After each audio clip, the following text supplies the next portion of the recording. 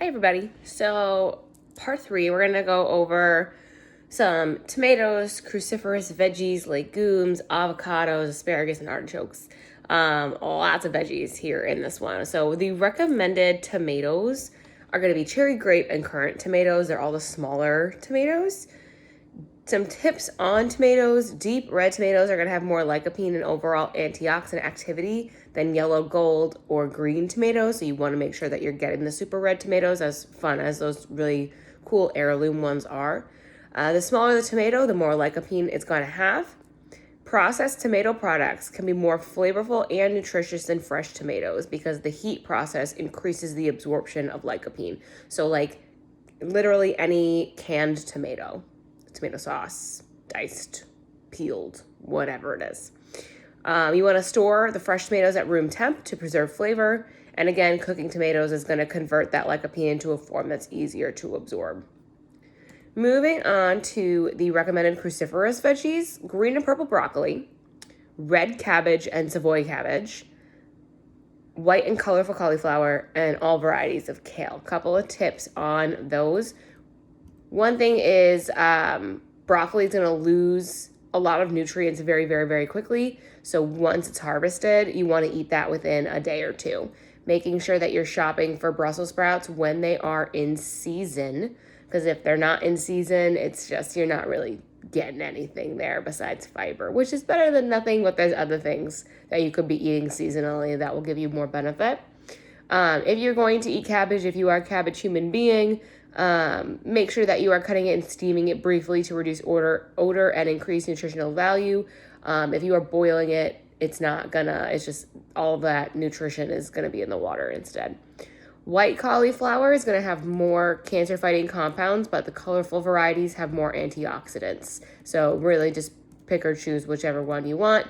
Make sure there are no spots or mold growth before buying and steam it rather than boil, again, because it's going to leach out all of those nutrients.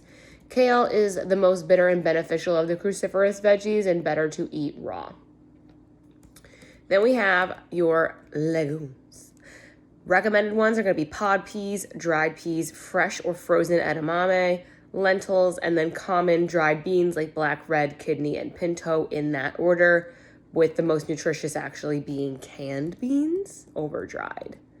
A couple of tips on that. Again, you want to choose pod peas over shelled garden peas for more fiber and nutrients. Steam or pressure cook dried beans to retain their antioxidant level. And like I said before, canned are even better. And if you have an issue with digestibility when it comes to legumes, choose varieties that are going to be low in oligosaccharides. Some people can't digest that kind of sugar, and so that's just kind of the reason why that might hurt your stomach.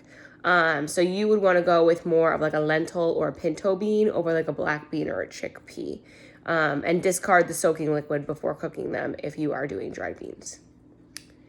Last one here is the recommended artichokes, asparagus, and avocados.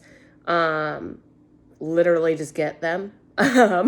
All green and purple varieties of asparagus are going to be great for you. Green globe and purple artichokes great for you, and really any avocado that you can find. Some tips on those. Artichokes are high in antioxidants and fiber. You want to be able to get the freshest ones you can find or get them jarred. Asparagus does not keep well. Just like the broccoli, you want to get it the freshest you can and consume it or cook it within a few days. You want to look for short, straight spears with tightly closed tips.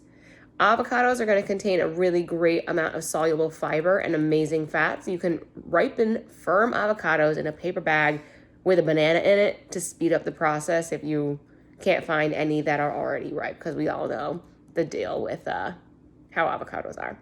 If you have any questions on this part 3, be sure to leave a comment below. Next week, we're going to go into fruits.